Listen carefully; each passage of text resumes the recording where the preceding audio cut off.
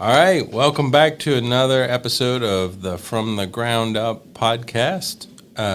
This is a podcast for Dow Smith Company's employees, clients, and friends. And Dow Smith Company is a design builder here in Smyrna, Tennessee. We design and build commercial facilities, medical facilities, and churches.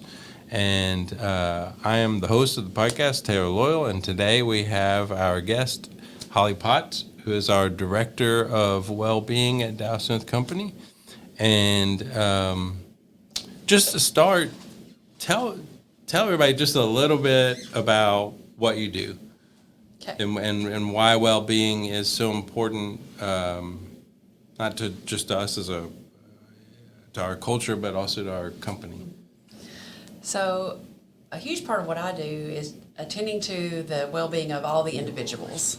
So of all of our employees, we're wanting to look at how can we help support them in a healthy lifestyle. Not just physical health, but mental health, like a well-rounded, healthy lifestyle overall. That has a huge benefit to the company as well, because if individuals in it are thriving, then the company's going to do better. And so it's kind of a win-win all the way around, and it's a way to show caring. It's really a way to just say, we care about you as a person. You spend a lot of your life here at work, so let's make sure that you're doing well.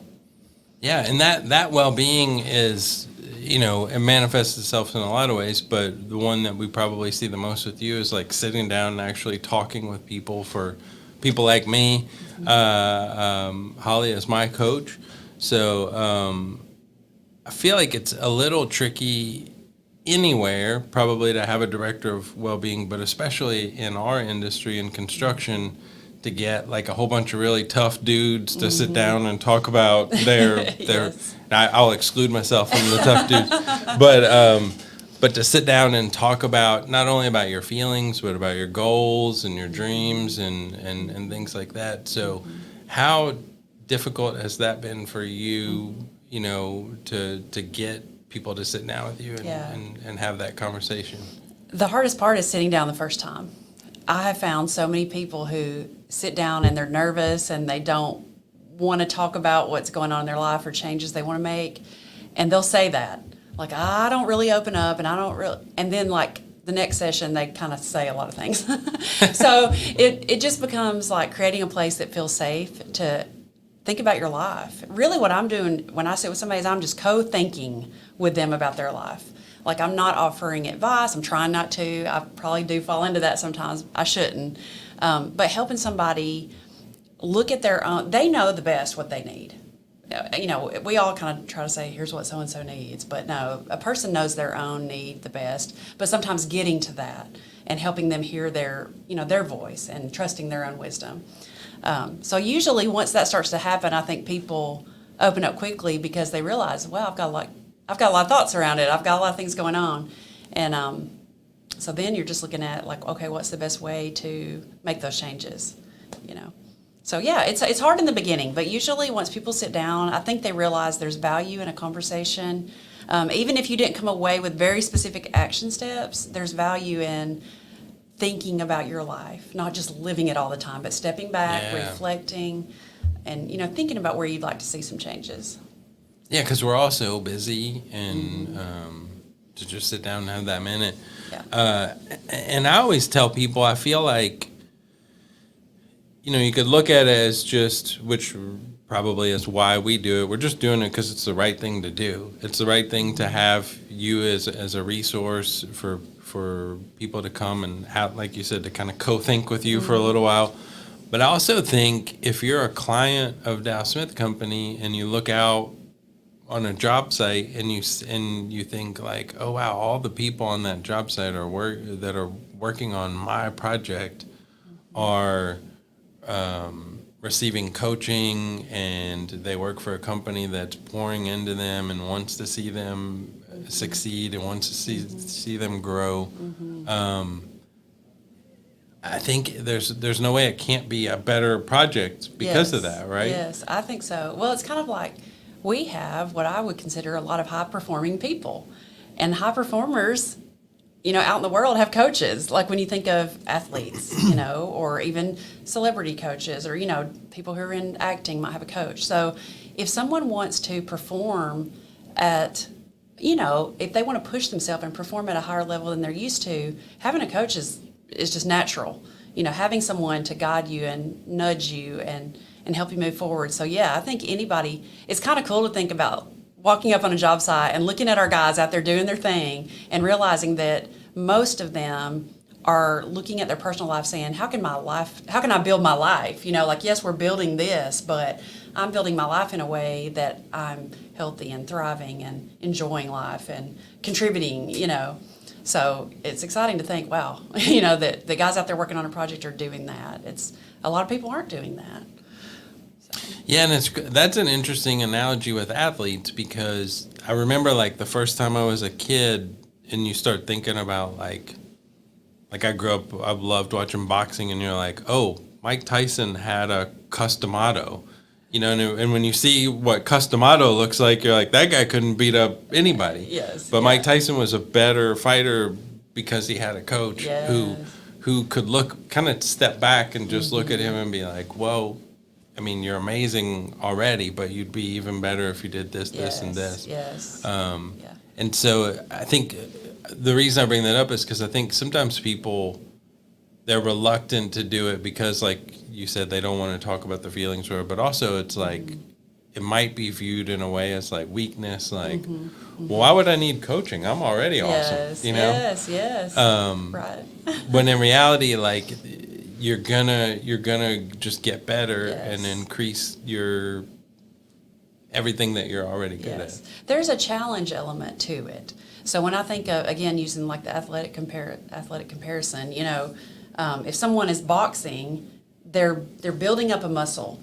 So if you're sitting with someone and they're thinking through a process and you challenge that thought, the more you can do that, the more refined the thinking gets for that person. So it's not that, like I said, not advice giving, but if they're thinking something, or maybe they contradicted themselves, so they're not right, sure, then I can say, okay, you said that, but a minute ago you said that.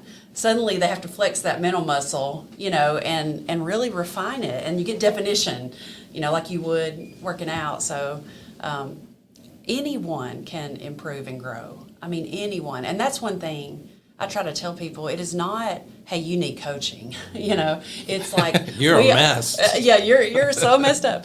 But really, all of us can benefit. We say the very same thing with the business. We talk about working in the business and on the business. So you can be doing the busy work of it all day long, but leadership will pull back and say, we need to work on the business, and it's the same thing with your life. So you're going through your life day to day to day.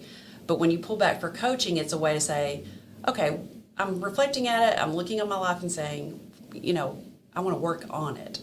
What areas, which we have all of our little areas of well-being, you could look at your physical life, your spiritual life, your relational life, financial, social, intellectual, like all of that, and say, well, okay, where would I like to increase my muscle a little bit, Yeah.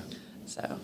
Well, and so this time of year, I feel like is the time of year that people probably do the most thinking about all this stuff with New Year's resolutions, And so I wanted to talk to you today some about, are resolutions even a good idea? Why do they work? Why do they not work?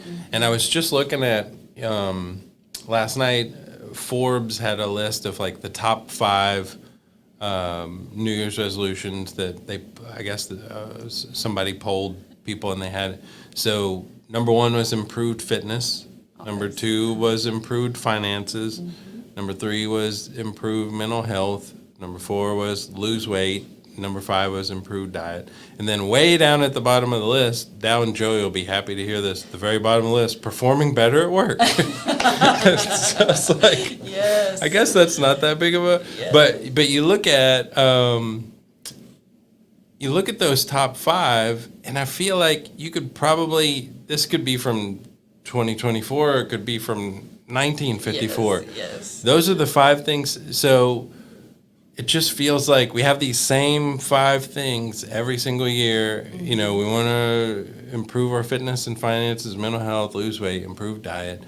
And yet we're kind of getting fatter and broker and struggling more with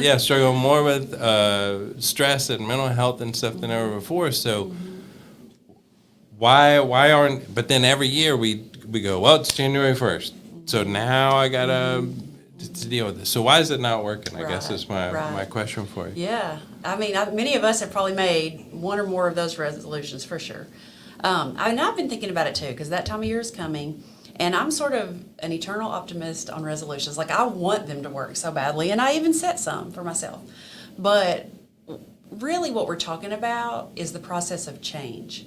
And so that is a process. It's not like the calendar day changed, and now I'm going to do these 5 things. So there are a lot of reasons why I think we sabotage ourselves when we do a New Year's resolution, just because we go, okay, the calendar turns over a day, and now I'm going to suddenly do all these things that I've never done before. Right. You know, and I'm going to do all of them. All of them. So if I were to name some things, I guess one would be, it's overwhelming. We take on too many changes. So one resolution with baby steps toward it is going to have more fruit than 5 big things that you're shifting behavior.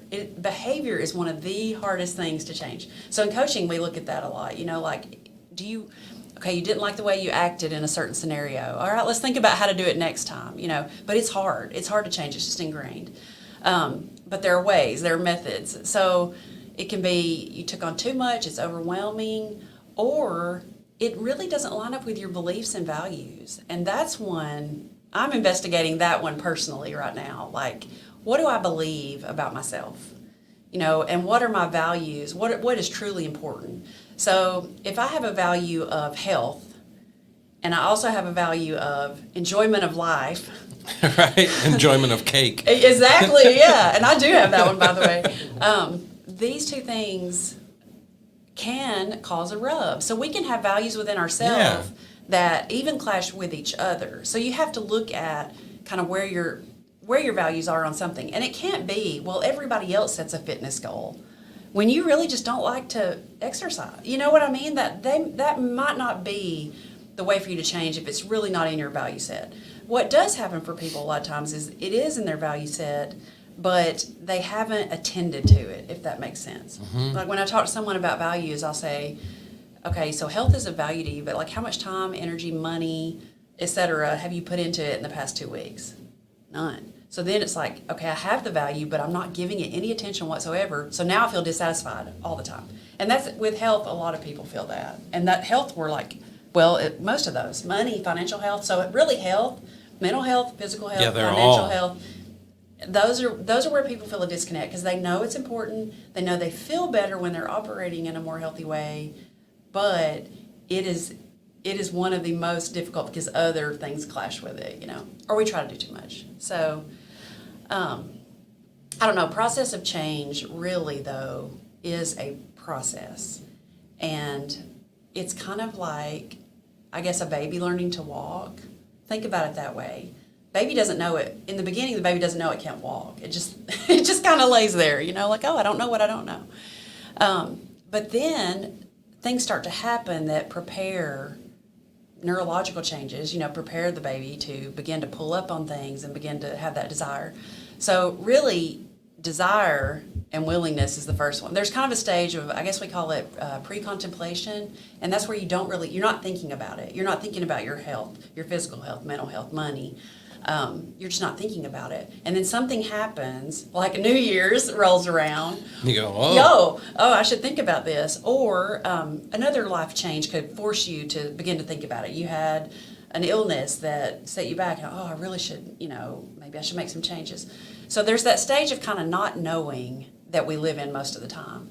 Then something happens, just like with a baby, it's neurological, but with us, it's usually environment that causes you to go, I think I want to try something different. Now, I get stuck there. Like, that's where I get stuck, is just in the thought of it. I really wish that I did get up and run in the morning or right. Whatever. And so that's contemplation. So pre-contemplation, I don't know it, I'm not thinking about it. Contemplation is, okay, I have a thought and a desire and I want to try. Well, the very next part of that, though, is then preparation. So a baby, before they walk, are doing things that prepare them to walk. They naturally pull up on everything. Yeah, and look how many times they fall down they over fall and down over and so over. many times, which is actually the next step of change is action. Oh, So, okay. but where we mess up is that we have this idea that once we try the behavior, that we will just do it seamlessly. And that's just not how change works. So you think of a baby, okay, the baby took its first steps. Are you going to take them out there and go, now cross the street? Like, no, right? So the baby falls a lot. Baby falls back, but that drive is still there, and they pull back up, and again, eventually they don't need the supports as much. Eventually they don't fall as much, and finally we master the behavior and we live at a different, they're now a walker, you know? So. And then that becomes a thing that you don't even think about anymore. Yes, yes. Like yes. when you walked from over there to over here, you didn't go, Yes. okay, now put my right foot, now put exactly. my, like eventually it just becomes a habit, Yes, right? Or a habit. Yeah, or behavior change. It's like now I walk. Like, and you know, people who've been very successful with like health and fitness, they'll say it's a lifestyle change. That's what they say. But it's like now part of our life is we get up, we do some sort of exercise, we eat a certain way. You know, it's just, now I just do that. I'm not thinking about it.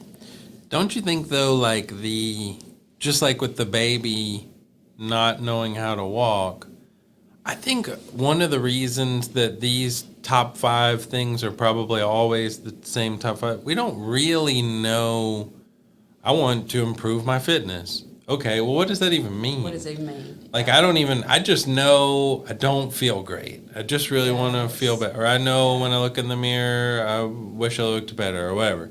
But we don't take that next step sometimes Yes. of like, well, I went to the gym once and I picked up some Yes. heavy weights and I walked Yes. out and I felt a little better and then that was that. But Yes. it's like, how do you get, those stages that you just outlined? Like, how do we get with fitness or with finance? Like, finance is probably a great one because everybody knows we need to save more money or invest more money or do different things. So we don't really know what does that look like Yes. in real Yes. life. So what you would do, usually there's a sense of overwhelm that comes with this big thing. I want to be fit. Like that's a very broad, like you said, what even is that? Or I want to manage my money better. What even is that?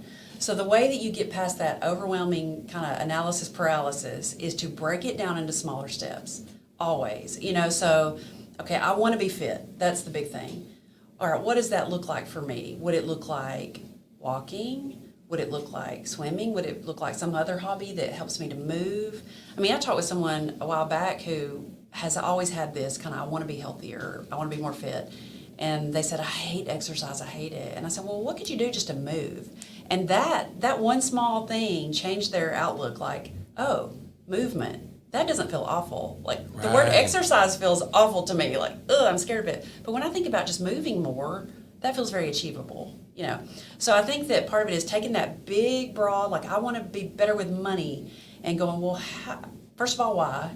What's, because give your motivation kind of an end goal there. Like, what is it about that that's going to make me feel better, function better, and then baby steps. Baby steps. So we're talking about a baby walk-in. That's what it is. You go, okay, maybe the first step I could do is a budget. Like a lot of people don't do a budget. So it's a very concrete thing you can do to start tracking, and then it can go from there. And then as it grows, okay, maybe I saved more, and then okay, my next step I want to invest something. So it's taking some big goal and bringing it down into these smaller, achievable steps. And I think that kind of ties into our time frame stuff with New Year's, is that we say, well, on January 1, I'll start. And really you could start like the next time you do something. I have a little sign at home because I'm the worst at Monday. I will start, I do that a lot. But I found this little sign and it just said beginning now. And so I put it up because I thought I need that because I'm a perfectionist type thinker, and I'm thinking, oh, well, I blew it this week. But a baby doesn't do that. A baby doesn't fall down and go, well, I blew it. I'm not going to try to walk again until Monday. Exactly. You're like, no, I'm going to try again. So yeah, I ate that cookie a minute ago in the office because they were in there. And I was You planning didn't bring on, me one? I did not. No, I was doing a little bit of a fast this morning. And I thought I'm going to make it to noon, and I'm not going to. And there was that cookie, and I ate it. So I could either eat like crap the rest of the day, Right. or I could go like, okay, now I'm going to get back on track. And so that when you fall, and that sort of when you look at the stages of change, like pre-contemplation, contemplation, preparation, action. There's a lot of trial and error in action. Then there's this maintenance part. Like the very Right. last step of change is maintenance, where you get to a point when you do fall or you relapse or you trip up, you are able to regroup and start over, and you don't just throw it all out the window, you know. And that's kind of a mental shift because we sort of get down on ourselves, and that goes back to your belief system, your values. What do you actually think about yourself and how you see? Like one I struggle with is I have a sweet tooth, right? I mentioned the cookie, and I've always said that to people, like I just love dessert. I've always had a sweet tooth. That's just who I am. Well, maybe that's where I need to start. Okay, no, you're not the person that always eats the cake. You know what I mean? Yeah. And feels yucky kind of after that of like, oh, I had all that sugar, and I know how it makes me feel, but I'm just the person that has a sweet tooth, you know. So there's a lot of mental shift involved, and that's where coaching can help, because that's a struggle. It's a struggle for all of us. When it sounds like, I think a lot of people want to, you kind of have to start with the result that you want, but then it's like, how do I get to particular actions, and actually even shift the whole conversation instead of, like, I kind of hate that these say improved fitness, improved finance, like, I wish they would say, I want to be someone who does these things, instead of instead of I want to have this, it's more about I want to do this, Yes, right? yes, Or not do this, as the case may be. But because I think we get, like, it's like, who wouldn't want to have $1 million, right? Right. Like, of course, Yeah. but how much are you a type of person who's saving money every week or investing money every week or whatever? So, it just, I guess it seems like a lot of these, we just kind of get stuck back with the same thing. Yes, So, yeah. and I wanted to get your thoughts on, I read a book a few years ago called The Motivation Myth, and it's by this guy, Jeff Hayden. And in the book, he talked about how, a lot of people think that the way to get motivated to do something is through some sort of outside force, like something happens. You watch Rocky and you're like, all right, I'm feeling fired up now. I'm going to go for now I'm going to go run a marathon tomorrow or whatever. Yes, yeah. And his argument was, it's actually the opposite. Backwards. Like, you just go run as far as you can run, and that might be a half a mile. But, like, now that motivates you to get up the next day and do it again. Yes. And one of the things that he said in there was, he was like, if you're going to make a change like this, if you're going to make a New Year's resolution, don't tell anybody. Because what happens is you go, oh, I'm going to go climb Mount Everest, right? That's what I'm going to do in 2024. And you just start telling everybody, oh, Holley, you know what? By the end of the year, I'm going to be so good that I'm going to be able to go climb Mount Everest. And what's your response? That's amazing. Yeah. Oh, that's awesome. You're going to do that? Really? Yeah. Well, now I've already gotten everything that I wanted from it, because Right. all I really wanted was for Yeah. everybody to be like, you're To recognize amazing. that. Yeah. So I already got Yeah. that. So Yeah. now I don't have to go Wow. climb Mount Everest. Wow. You got it from everybody else, but you didn't get it internally. Right. And so I think the motivation myth, I totally agree with that. I think you have to act to feel the motivation. It's kind of the same with confidence building. So I talk a lot with people about building confidence. You can't think your way to confidence. You can only act your way to it. It's sort of like if you, again, the baby taking a step. If you get up and you take a small step, you're like, I did that. Then the motivation comes, and you take another one and you go, oh, I did that. But what we do is we're stuck in that the contemplation stage where it's like, oh man, I'm trying to get all these outside sources to get me the oomph to do the thing. When really it's like, just do a small thing. Just do the one small thing, and then you will find it leads to the next. A minute ago, you were talking about kind of working backwards, like where do you want to be? So if you imagine yourself as this fit and healthy person or whatever, you almost have to get a mental image in your mind. What do I see myself doing? Let's say for somebody that is a simple walk outside, a few times a week. So you see yourself, okay, so now I see myself walking 3 times a week. Well, what would it take before that? You always have to back up a step and go, it would take me choosing a time and going there. Well, what would it take before that? Well, me kind of looking at my week's calendar or my day, or let's say you imagine yourself walking with another person. It would take, I need to contact that person and schedule it. So you can look at a goal and really work backwards until you get to where you are. Oh, wow. And that's a good way to do baby steps, is to say, okay, so my first step then will be to walk to the mailbox. I went outside today. I walked to the mailbox. The next time I go a little bit further down. Then you get a bill in the mailbox, and now you got to deal with your improved finances. Yeah, exactly. Well, and that's true. So distractions and obstacles are a huge part of impeding the change process. There's things, and then there's kind of the mindset of like what I don't want to be versus what I do want to be. So there's this idea of, well, I don't want to be unhealthy, overweight, like poor, well, like whatever the thing is. But what you're doing is you're putting a ton of mental energy into the negative, like what you don't want. So instead, you move toward that positive thing.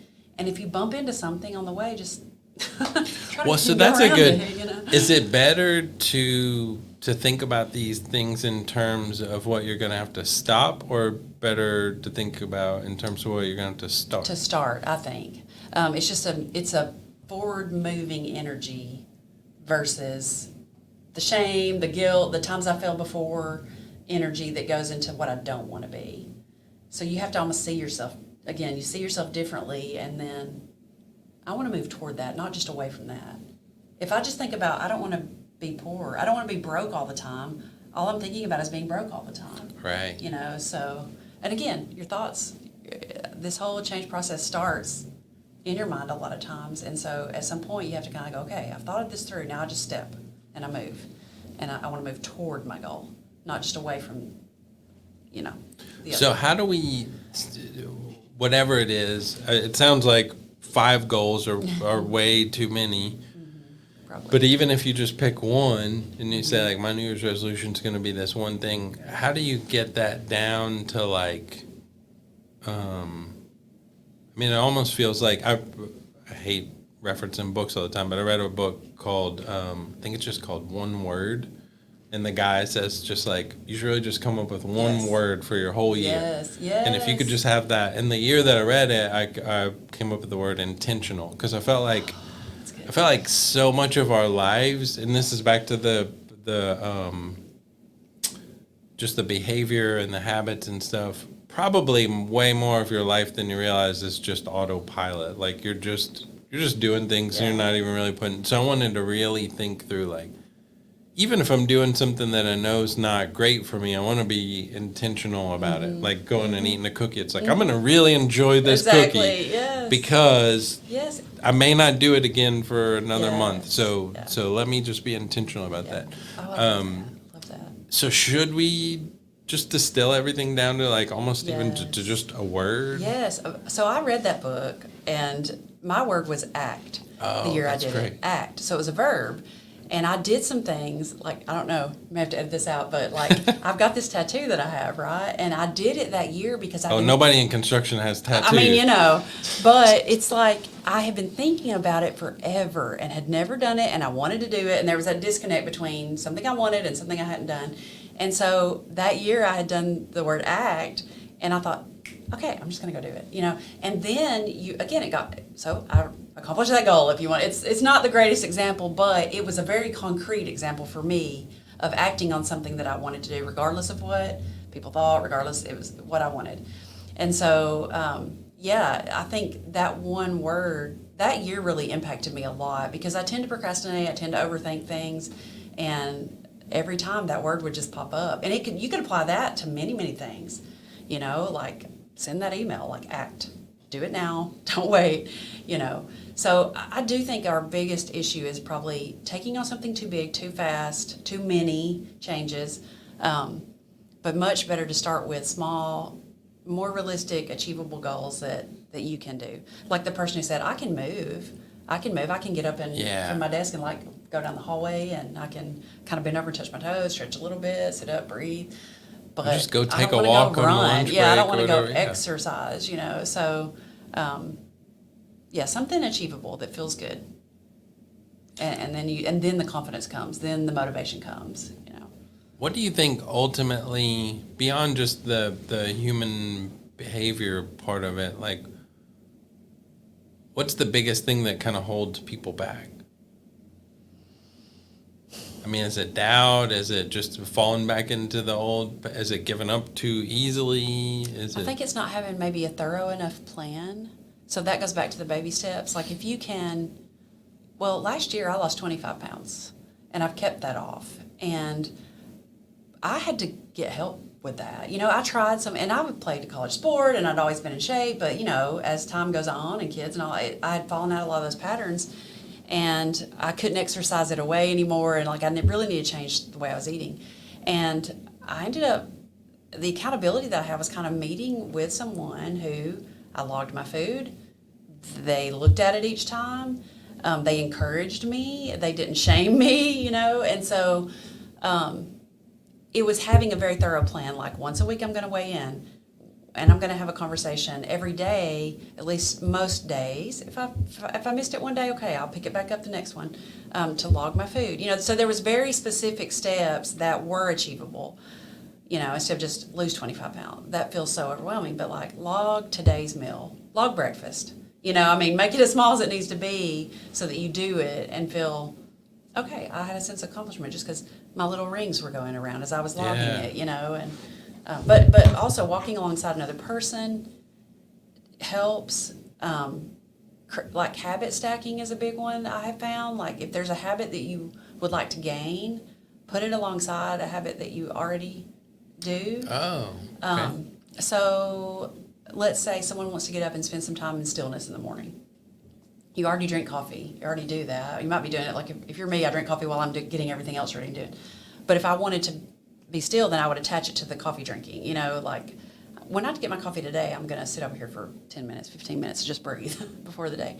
So there's things we already automatically do that we can take advantage of those rhythms because, again, it's only going to work in the normal rhythm of your life. It's very hard.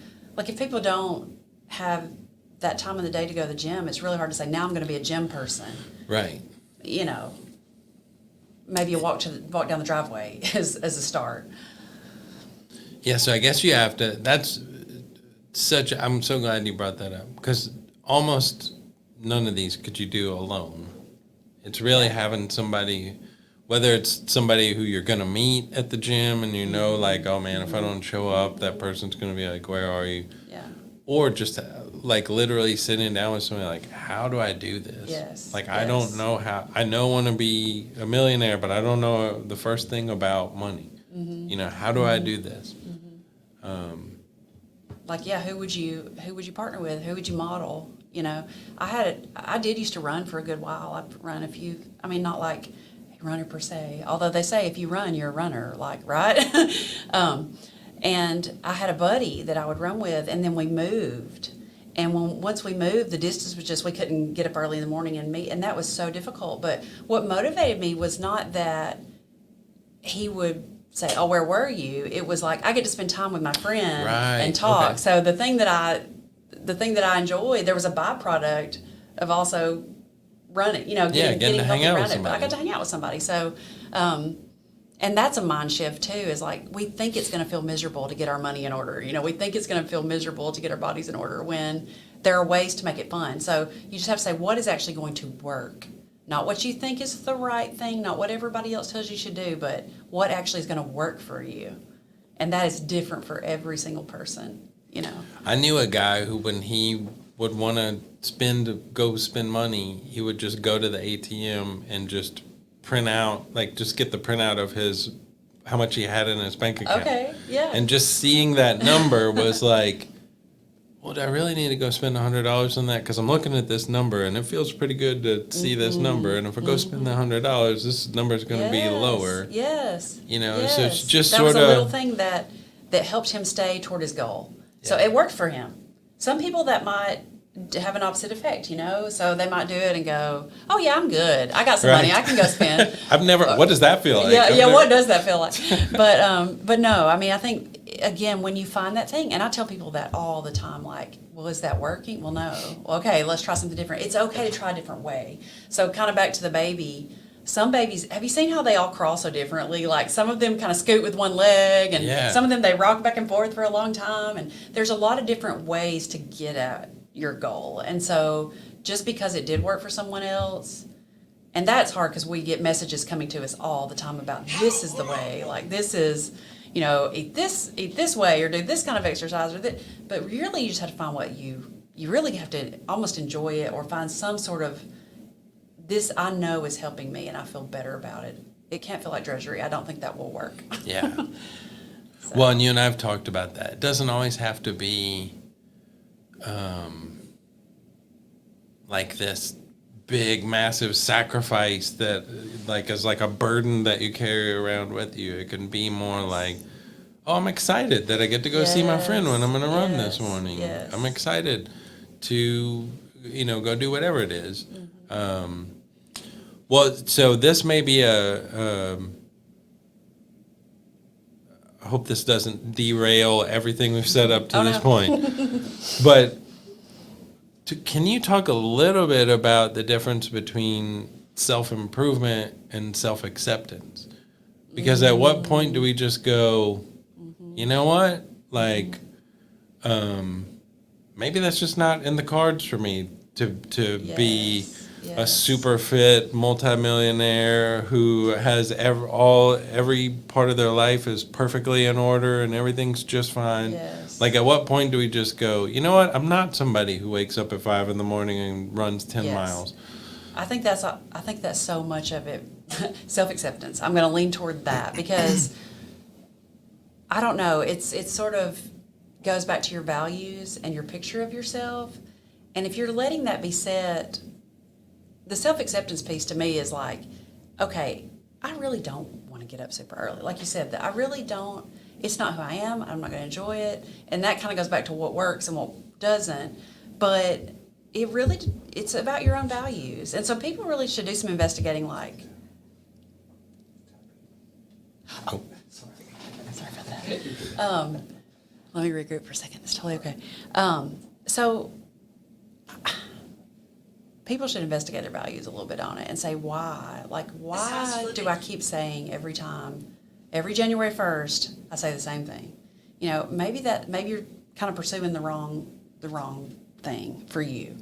Because if you haven't ever, or you're not at that stage yet where you really, I should not go without saying this. And a lot of guys use it around here because in recovery and addiction, it's part of it. But the pain of staying the same has to outweigh the pain of changing, or the fear of changing. Yeah, the fear. So if you get to a point where you're like, this way I feel is worse than the pain of getting up early in the morning or whatever it is, that's when it starts to change. If you're in your comfort zone, you're not going to change. So part of getting out of your comfort zone too is investigating what's important to you. Like, that's something in coaching we do. Look at our values. Like, what really is important to you? Well, I know everything's important to me. No, right. No, not really. So let's narrow it down so that the goals that you set are connected to the values that you have, or else you're probably not going to have any oomph for those goals if it really, truly isn't important. And I tell people all the time, it's okay to say, that's not important to me. Like, it's okay. There's no judgment on values. They just are. Mm-hmm. And what one person might value, I'm trying to think of two that are very different in a way. Well, I'll give you one Okay. that we've talked about. Some people think, like, especially this time of year, I gotta be I loved any employee who's listened to this in the employee newsletter. Holley wrote about, it's okay to have two things at once, and you can say, and this is a big one for me. It's very important to be around my family, and I need some alone time. Yes. So Yes. I think where you're heading with that is like, Yes. it's okay to be like, family is an incredible. It's probably number one on my Yeah. list of most important things to me. Yeah. But if I do that all the time, there's like diminishing returns at a certain point where Yes, I'm no yes. longer able to contribute to my family, even to a Yes. conversation where it's just like, Right. look, I'm just Yes. kind of, I need to just I need Yes. just a minute. Yes. Well, and I think that made me think of like mothers with young children. Right. So that's very hard. You have a baby, your body changes, you want to get fit, but yet your true value oftentimes is like the time spent with them and what you're doing. And to say, well, just because it's okay to say, I'm not going to place value on taking more hours out of my life when I'm already sleep deprived and I'm already this and I'm already that, just because that's what everybody else thinks I should do. So, that just has to be determined deep within what you value and what you want. And so the self-acceptance part can come through that. I mean, if it keeps nagging at you all the time, like if the only time you think about your health and fitness is January 1, it may not be a true value. Right. But if throughout the year you feel dissatisfied, that's a way to revisit it and say, okay, this is constantly, it's obviously important to me because I can't quit thinking of it, and I'm going to feel dissatisfied until I take that first step. But that's part of the change into the trial and error and all of that. So, but self-acceptance is connected to your values, I think. Cool. Final thoughts on New Year's resolutions, or just any resolution. Maybe we should just throw out the New Year's part of it. Yeah. What's just kind of if you had one little, I know you said you don't like to give people advice, but if you had one little piece of advice, and maybe even from your personal experience, like if there is that thing that's nagging at you that's throughout the whole year, not just on January 1st, and you're just kind of like, man, no, I need to change this thing. One small step. I want to be outside a lot more than I am. And we've got some space around us. And to walk outside for 5 minutes, breathe the air, stretch my arms out, look around is a baby step. I'm not maybe doing all the things on our property that I eventually want to do, but I stepped out and I breathed in the air and I started it. That's where and then the motivation, like, oh, that felt really good. And so, let's just say just one small step. No matter what the change is, some small thing that gives you that sense of, I did a thing. And your own action Your own motivates action you to will motivate do more. you. Your own action will motivate you more than any other person or any other outside voice could. It's just you took a step and you accomplished that thing. And if you make that thing achievable enough, then you can accomplish it pretty easy. And then you stretch yourself, a little more. So. And then you just are a person And then who you goes outside a lot. It goes outside. I just live outside a lot. I just live outside now. Yeah. So that is a goal for me. That's a goal for me this year. And I've been actually thinking about barefoot, like being barefoot. And so instead of waiting till January 1 to go barefoot, the other day, that sounds crazy, doesn't it, here? I know, I'm sorry. I go outside. It was a warmer day. It was 60. It was nice outside. And I had a conversation with somebody that I normally would have had here. And I said, can we go outside? I said, I know this seems kind of weird, but I'm really wanting to just be outside more and start, feel, and I'm going to take off my shoes, okay? And they were fine with it, and I did it. And, man, I thought about it the rest of the day, like how good that felt.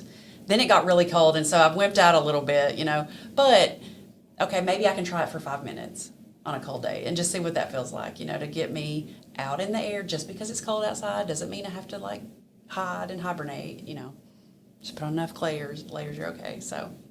That's a goal. Awesome. That's great. Yep. Well, thank you so much, Holley. Yeah. Thank you to anybody listening. If you want more information about Dow Smith Company, you can follow us on dowsmith.com, or you can check us out on dowsmith.com.